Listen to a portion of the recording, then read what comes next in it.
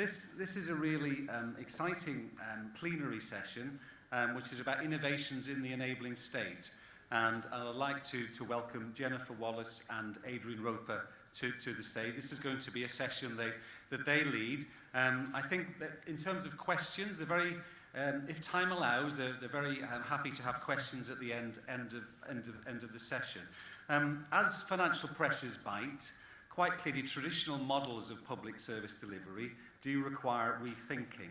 And there's a growing recognition that we actually, as public sector bodies and other partners sometimes, we fail to make best use of the strength within our communities and of individuals. Jennifer Wallace is the Head of Policy at the Carnegie UK Trust. Jennifer joined the team in 2011 and has, after more than 10 years' experience in that particular area of development. Adrian has worked in social care in statutory and voluntary sectors in Wales for 31 years and worked in Wales's first group home for people with learning disabilities. He is now the Chief Executive Officer of Cartrefi, Cymru, a not-for-profit organisation providing support services. Adrian and Jennifer have worked together in terms of areas of common interest, and Jennifer's going to speak first, then Adrian, and then they're going to actually do some conversations with each other and with ourselves. So if we could welcome Jennifer, please.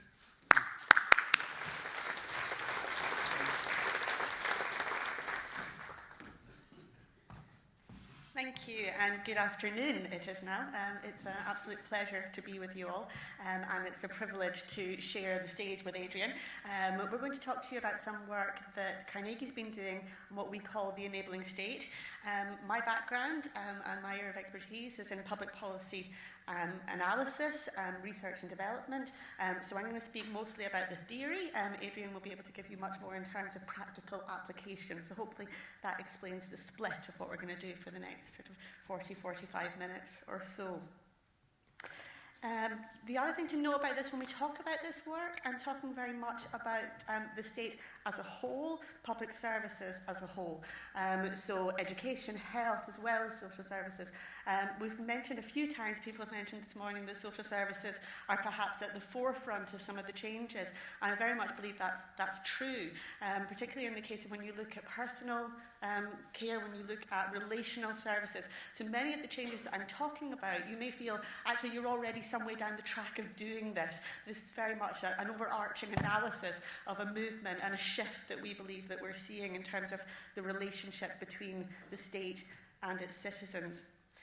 So I'll say just a few words about us. That works. There it is.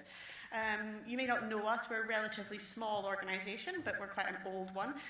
So we've been working for over 100 years now to improve the well-being of the people. So that word again, well-being. It's interesting to note that for the vast majority of the time with the Trust, the word well-being was uncontroversial and not particularly well used in public policy. And of course now we find ourselves where well-being in its different guises is used all the time. We work on two strands. We have a Changing Mind strand, which I lead, which is about research, analysis, policy development.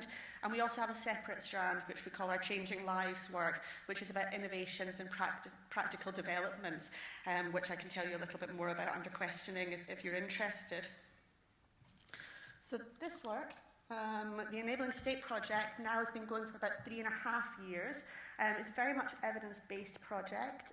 It started out with a series of sort of high-level stakeholder groups, expert groups, talking about some of the changes that we were seeing. So you have to go back a few years now to, if you remember, the beginning of some of the crisis in terms of public spending and funding and so on. And that's when this work really began to kick off. So it was within all of that context that we began to look at it.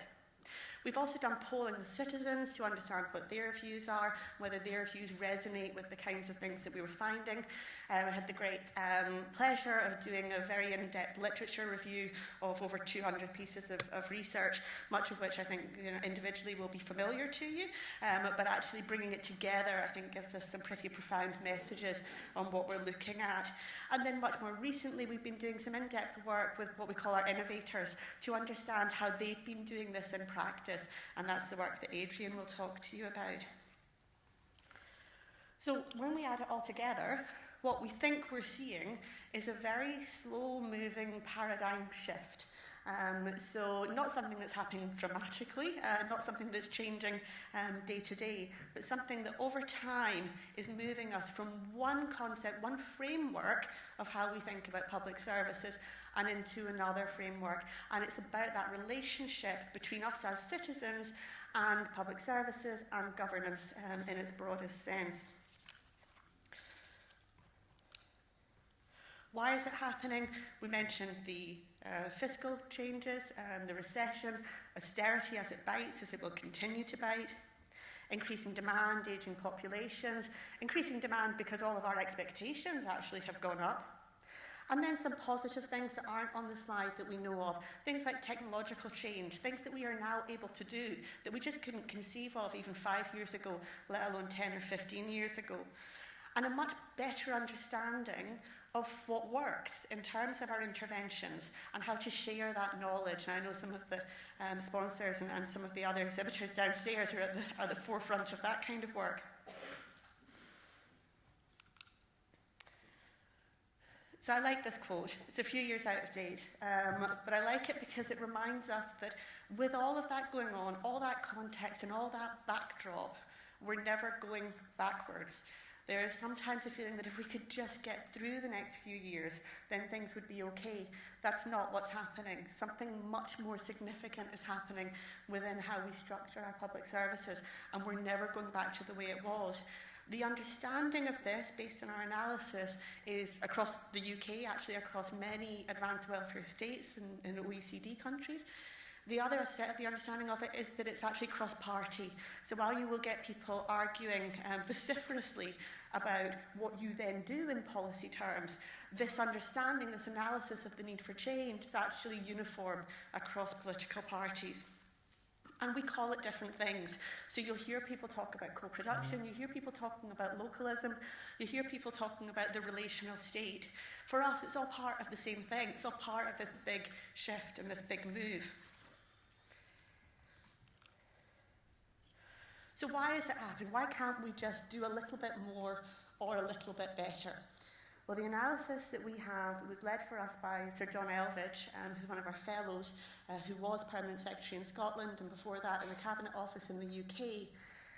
And his analysis and our evidence to back it up is that actually this isn't an issue about resources, regardless of how it feels to us as we live it, that there was actually always a fundamental flaw in our model. There was a bit where we were quite happy to accept a certain amount of what you might call in economic terms dead wood in the system. So the children that we left behind, the inequalities in health, that we would accept and say that's part of the system. That is the cost that we are willing to bear because we have to run public services as a standardised system. It's the only model that we can envision. But now we have different models and we have different options. We no longer have to standardise services, which means we no longer have to live with that dead wood. And if we don't have to, then morally we have to act on it. So we say this is an issue fundamental in the way that we structured our welfare state. It's something that we have to change in order to make sure that we're no longer leaving people behind. I'm going to pause there. You might have noticed I'm slightly pregnant, so I've lost my lung capacity. So I'll try and catch my breath again. Slightly unfortunate. Last time I was pregnant, I did a 45-minute one. I ended up having to sit down, so hopefully I'll make it through this standing up, but thank you for your patience with me. So some of the work that we did was here in Wales. We worked with Wales Public Services 2025. They were really interested in the concept of what can small nations do as opposed to America or Canada. And so we looked at some of the examples of innovation around the world. And we came up with a modelling structure that said there are really only 4 options available to you. You can retrench, you can salami slice down until there's nothing left. You can restructure, and we've seen quite a lot of that around the UK. You can try and do things differently in a reforming way. So you can change some of your structures, some of your frameworks and so on, but not fundamentally. or you can go through a process of fundamentally rethinking what is it that you're up to, what are you trying to achieve, and what are the assets that you have in order to achieve that change. And when we put it all together in terms of what we think the concepts, the components of rethinking are, there's quite a lot of them. I don't know if you can read this slide, the colouring's a little bit off. We're talking about a shift that's underway in so many different areas between the old welfare state and a new model of what we would call the enabling state. And that you can see this through that rethinking methodology. So we move from models of target setting to a better understanding of outcomes and how we can achieve outcomes. We move from models of top-down control to models of localism, participation, democracy. We move from crisis management in our systems to a better understanding of prevention. I'm not going to read them all, the documents in your bags if you want to have a look at it in more detail. But essentially the important thing about the analysis and what's missing from quite a lot of the ways that people look at it is for us, this is more than the sum of its parts. So quite a lot of the time what you get in this kind of policy analysis is that one of these is the solution. And our argument is actually, together combined, they're a completely different way of thinking about our relationship with citizens and our relationship with users. And the difficulty with a piecemeal way of doing it is that one of these relies on all the others happening. So when you look in practice, as we've been doing recently, if you don't have some of these components, then it's difficult to achieve other aspects of it. So it's difficult to achieve a preventative agenda if you're not looking at outcomes. It's difficult to achieve more participation if you're not also looking at localism and how you can devolve down power and structures. And ultimately what we're talking about is looking at all of the assets that we have to improve the well-being of people in a slightly different way. So normally we have a traditional model of the state as the giver of well-being, which trickles down through that pyramid to the rest of us. And different people construct it in different ways, but this is the very, very simple version that we use. But our argument is that you can't do well-being to people as things become more complicated, as people's needs are more complex, as they're more personal and individualised in terms of what they require. We're less able to standardise and to deliver in that way. So we need to turn the model on its head and begin with what do we all have as assets and unlock the assets that we have as individuals and within our communities. And the state there takes a much more, I wouldn't say backseat role, but a different role. It's about its role in facilitating and empowering rather than its role in handing out to people a preset model. We then went through a process of, if you wanted to do that, how would you do more? And we came up with 8 steps. And again, I won't talk you through them because there's quite a number of them. But they are a mixture of changes to the structures and the frameworks that you might need. So giving people legal rights to act, for example, things like direct payments, where the control is put much more back into the hands of individuals and their families. And other things which are much more cultural about how we work in public services. What is our reaction to people when they come in the door? What is our feeling about what we're there for? Are we there to support and enable them? And how can we foster that and help it to flourish? When we did this the first time round, we got an awful lot of questions from people saying, that sounds great, but I don't really understand what it looks like.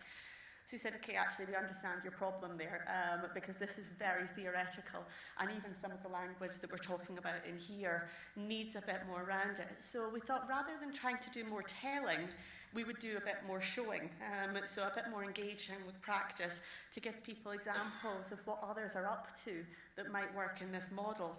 And we came up with what we then called our Enabling State Challenge. We invited submissions from across the UK, from projects who believed that they were working in an enabling way.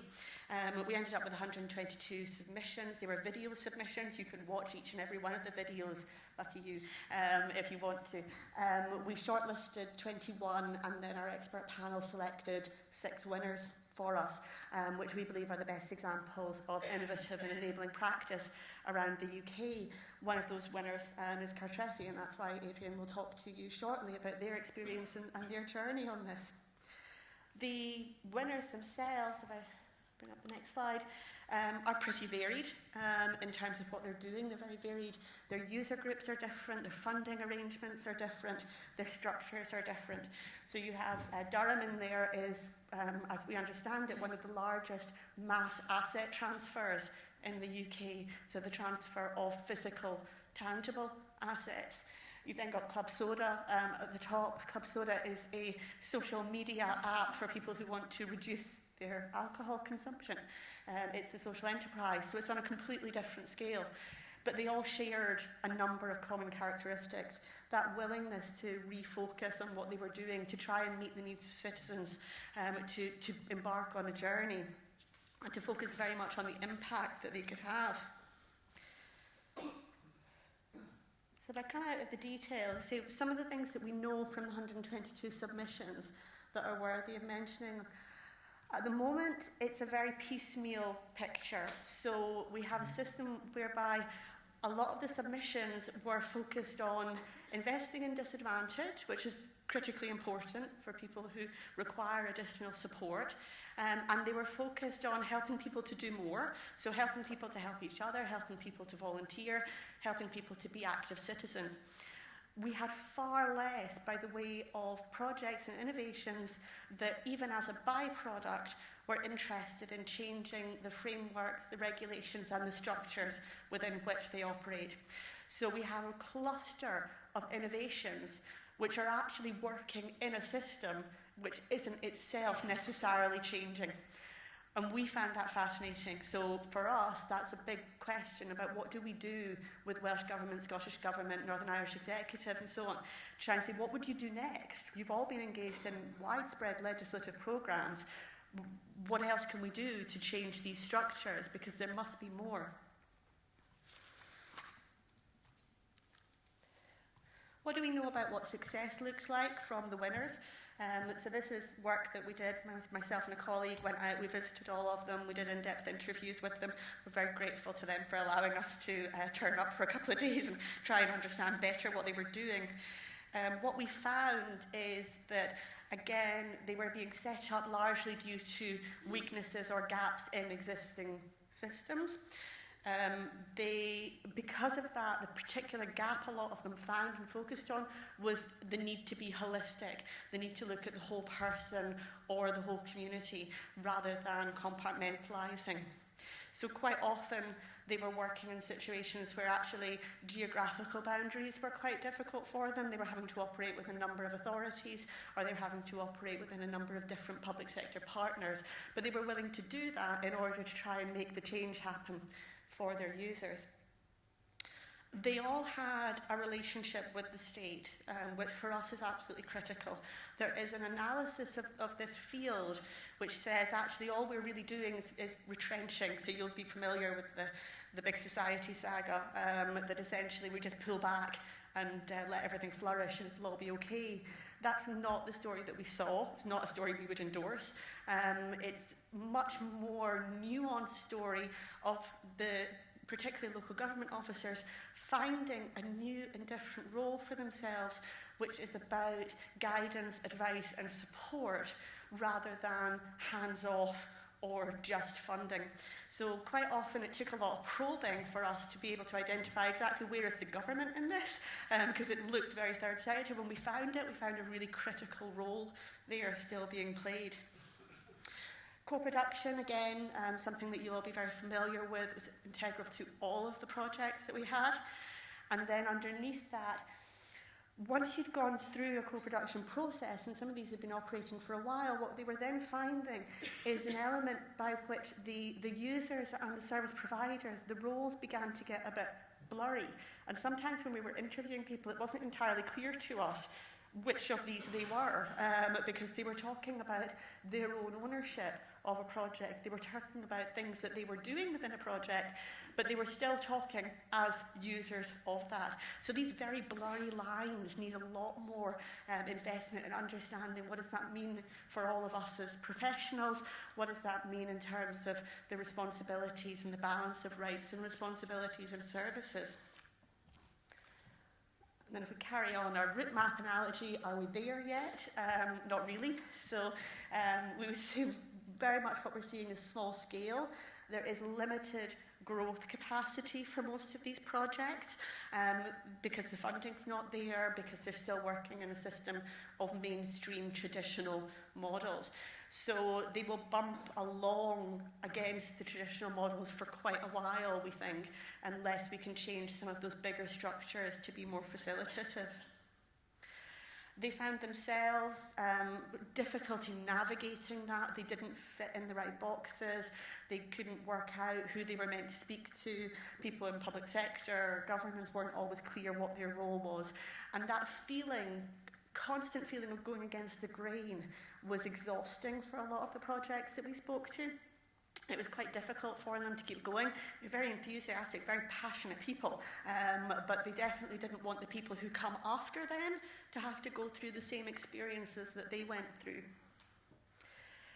Lisa talked about immunity to change, and actually that's critical here, because what a lot of the projects the innovators were getting was a resistance not just from within the system, but occasionally from the users themselves, who didn't want this kind of interaction, who had to be encouraged to see the benefits for them as individuals within a slightly different structured relationship. It wasn't always obvious or apparent to them, so the amount of time that takes, the relationship building aspect of it takes, was quite fundamental to what a lot of the projects were doing. And the final one about the positive narrative for change is that this felt pretty lonely when we were speaking to them. So a lot of the projects that we spoke to would give, sort of messages about actually, that there isn't that much peer support for them, and they don't know where they fit. So that idea of actually being able to articulate through things like the narrative of co-production that actually this is part of a bigger story and that you're not alone, we think is quite important in terms of how you might build structures for support for these developing innovators.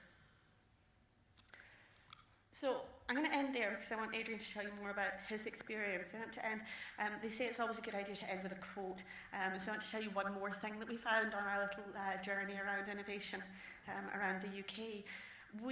So our founder, Andrew Carnegie, died almost 100 years ago, and he said lots of interesting things, and he self-published and so on and so forth. But one of the things that he said is that there is little success without laughter. And what we found in all the projects that we visited was a sense of joy and happiness and love and laughter. And I don't want to take that away from them, because part of the problem when you do this kind of analysis is you take the people out of it, and you take the love out of it.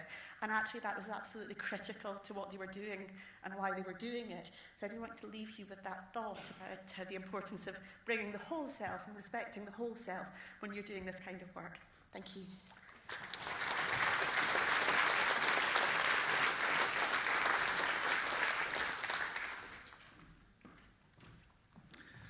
Prynhawn da, mae'n pleser mawr I fod yma yn y gogledd, Cartref, Calon Mawr, Peldroed, Cymru.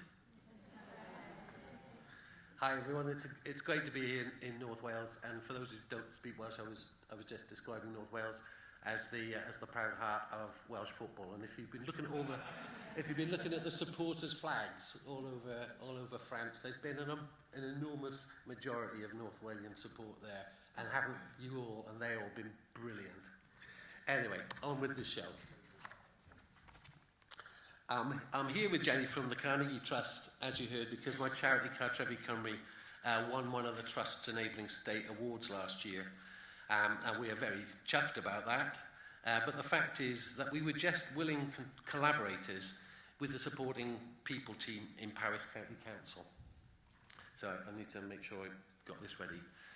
Paris supporting people team were the enabling state, and they deserve the higher accolade and the attention of commissioners who want to become enablers of good things for their citizens. The focus of the award was our floating support service in Brecon. We had been providing this service for many years and doing, I think, a very decent job of it, but it was based on a traditional model. People would be assessed and admitted to the service along with a care plan. We would translate the care plan into tasks that were scheduled into a staff rota, and we implemented that rota of tasks as a steady state delivery plan. Faced with the prospect of cuts and also a desire to improve the coverage and impact of the service, the supporting people team invested in a programme of collaborative learning and change. Together, we looked at what we were currently doing and measured every task against a new service purpose of doing what matters for the end user, the citizen. To find out what matters to people, we empowered frontline staff to talk to people and to keep that conversation alive. What matters to people wasn't always the first thing they said. We learned to think about people more deeply and to use our time with them as opportunities for a clearer understanding. And then we began to reinvest our staff time in doing things that achieved what matters. For some people, that meant investing more time initially, but the more successful we were, the more we could pull back. Because what mattered to most people was not a set visit from staff to do a set task. What mattered was often something that we could enable them to enjoy without us even being there, like having friends, or gaining confidence, or knowing that they could call help when they needed it. All this meant a lot of letting go on the part of the care managers who wrote the care plans, and also a lot of letting go on the part of our own managers. But by putting the citizen first, and by allowing frontline staff to use their previously largely ignored ability to engage and think, we found we could stop wasting time and resources on all sorts of pointless activities and more. Key changes: get yourself a good, clear purpose focused on what matters to people. Get yourself a system that is flexible and responsive to the people you serve. And commit to an ongoing process of learning and asking the right questions. Key achievements: staff were valued as the key agents of the service and trusted to talk and think. And motivation soared. Citizens got what they wanted and became active agents and co-producers. And commissioners got not just more for less, but better for less. Over a 3-year period, we absorbed our share of a council-wide 15% cut, but simultaneously increased our clients served from 32 to 99. If you want to learn more about the details of the Floating Support Service, there is a workshop at the conference that my colleagues and Jenny will be at and will be pleased to talk to you. It's workshop number 5 if you haven't signed up already. But I'm going to use the rest of my time to talk about the relevances of the changes we all experienced in Brecon to the challenges and opportunities we face across social care and beyond. As we've heard, the Social Services and Wellbeing Act aspires for citizens to have a strong voice and real control, but just because the Act is now law doesn't mean that the patterns of social care services have magically changed, and that now all our services prioritise what matters to the citizen user. And just because the Act, and likewise the Future Generations Act, are setting out a route map for sustainability, it doesn't mean that everyone is following it. Some have put the map in the glove compartment and are determined to drive down the same road to nowhere whilst running out of petrol. Others have got the map upside down. Enough of that's really quite disoriented in that picture, isn't it? The Carnegie Trust have done a lot of research and analysis about the change we need. This is essentially one of their slides. And we need it, firstly, to keep public services going through a period of unprecedented austerity, but also, secondly, to deliver public services which citizens actually want. I hope Jenny won't mind, because I've tweaked your PowerPoint a little bit, to reflect my own analysis over the last 20 years or so.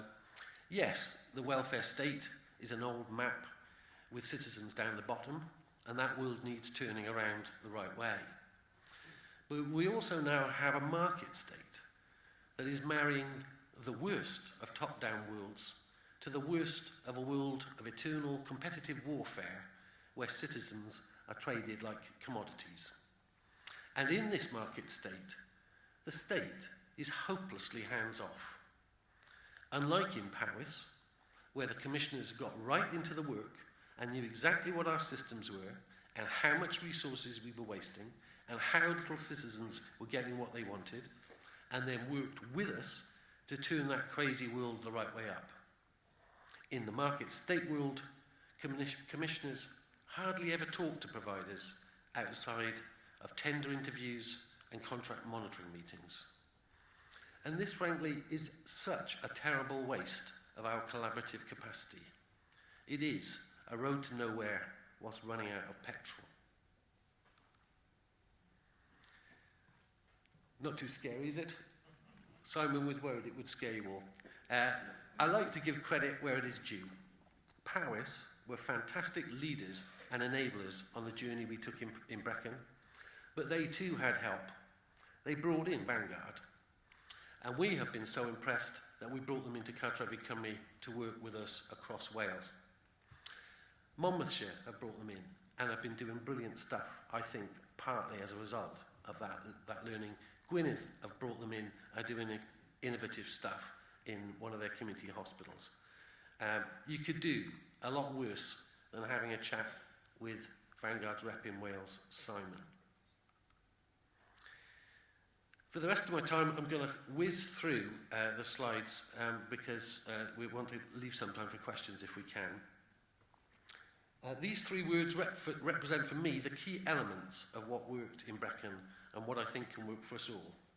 Purpose, system, learning. What is our purpose for Wales? I would say, and I hope you would agree, and there's a law that says it is, sustainable well-being. Under that overarching aim, there are 7 well-being goals for Wales, and I think they are all on the money and as relevant for social care as for any other sector. And why is this important? Because if we all have shared goals, we will be able to work together and achieve synergy rather than competition or duplication. The statutory bit of public services needs to stop thinking it has all the weight of responsibility on its shoulders. Citizens, communities, and the third sector that represents or serves them must be enabled to carry their share of the weight, not by just dumping on them, but by embracing that concept of social public partnership and co-production and working in partnership with people to share responsibility. I pressed that too soon. Never mind. The 5 steers of sustainable development for policy and practice are also on the money, but I've made this one amendment. Integration, I think, is too threatening a word, and tends to lead to an obsession with structures. Alignment allows distinct organisations to retain their identity, but to work with others on shared goals and a shared purpose. Someone perhaps should have dropped the integration word from the EU vocabulary and used alignment instead. But that's history. The future is still ahead of us, and I recommend the alignment word to anyone looking at health and social care collaboration. What is the purpose of social care? We can say it in many ways, but it definitely includes trying to keep people from that kind of situation. And we should not wait until it gets there before we send them a helpline number. I got the picture by Googling loneliness. And I think you will agree that loneliness is one of our biggest concerns in social care. I got this word, it's a wordle, from the I Matter, We Matter campaign that informed the development of the National Outcomes Framework. Over 1,000 citizen users of social care were asked what mattered to them. And it's astonishingly stark, isn't it? Family and friends were absolutely key for most people. But we mustn't assume we're all the same. For some people, distance from family is what will matter. So we must ask each person what matters to them. Otherwise, we are just fitting them back into a pre-written script.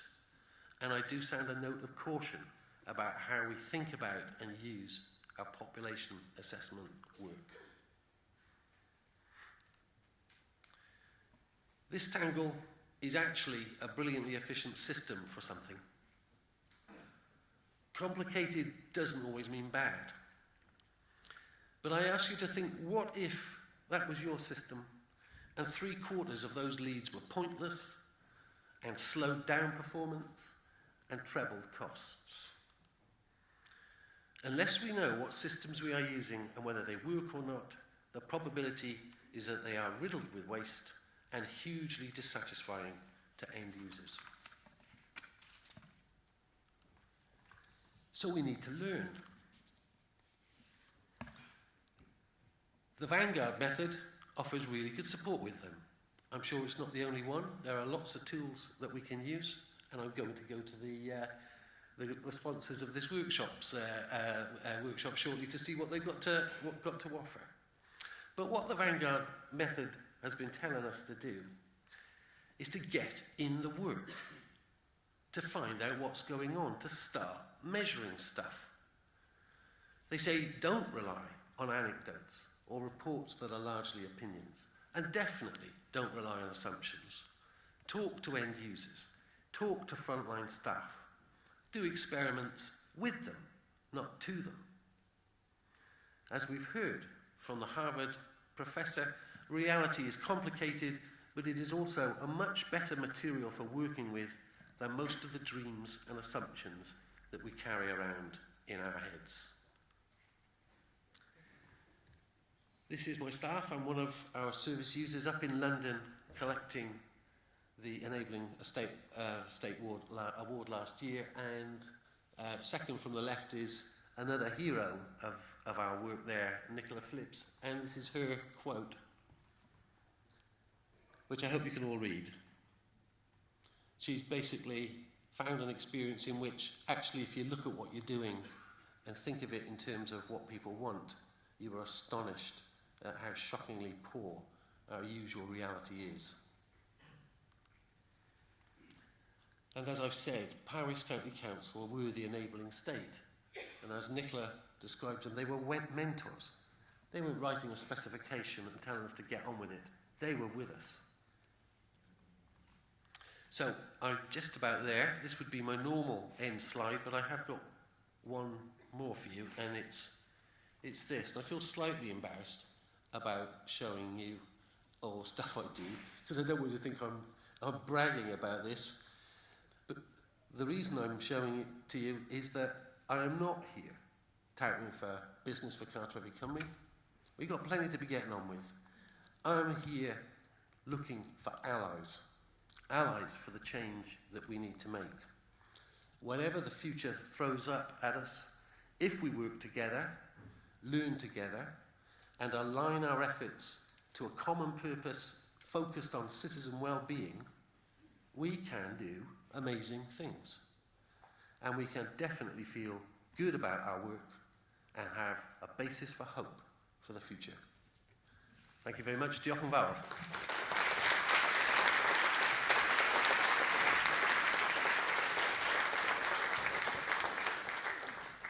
Okay. Do the table mics work? Yes. Great. So we have a few minutes. Now the only thing standing between you and lunch is whether you have any burning questions. So with those few minutes, does anybody want to make any particular points? Do they want to ask Adrian or I anything? Or are you starving? Sorry, there's a microphone just coming to you, sir. Great presentation, fantastic from both of you. I'm interested in the workforce implications and the workforce that went from looking after 32 to 99, and how you and what kind of things you had to do with them in order for them to have the skills to do the work that you've just described. There was no massive special training to upskill them, as it were, but they came on the learning journey with everybody else. So when we were looking at what we did, measuring the number of demands coming in, seeing how long it took to implement those demands, and thinking about the difference between what we learned were what mattered to people. We call it demands in Vanguard, but what matters to people against what we had been delivering. That was just amazingly illuminating and motivating, and the staff were there as part of that experience.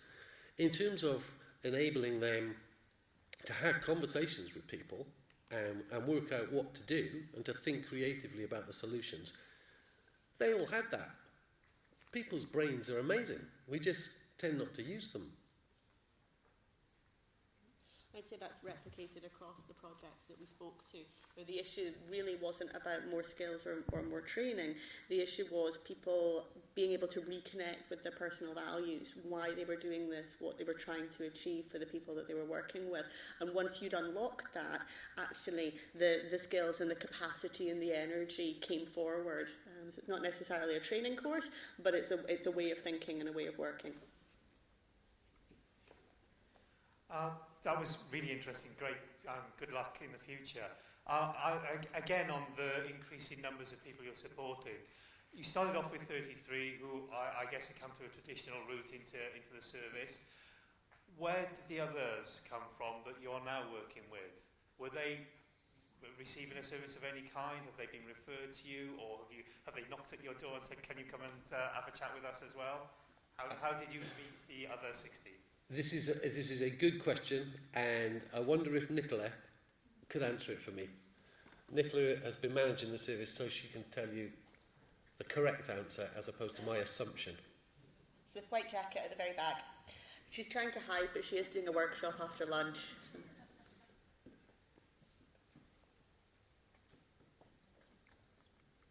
They were referred to, people would refer independently. Some came through social services. We went out and we were able to gather more demands or meet with more people because we had more time. And through going out and trying to pull people together, communities together, we would be picking up demands or getting demands from people who would maybe not come through the referral system because they didn't know how else to do that.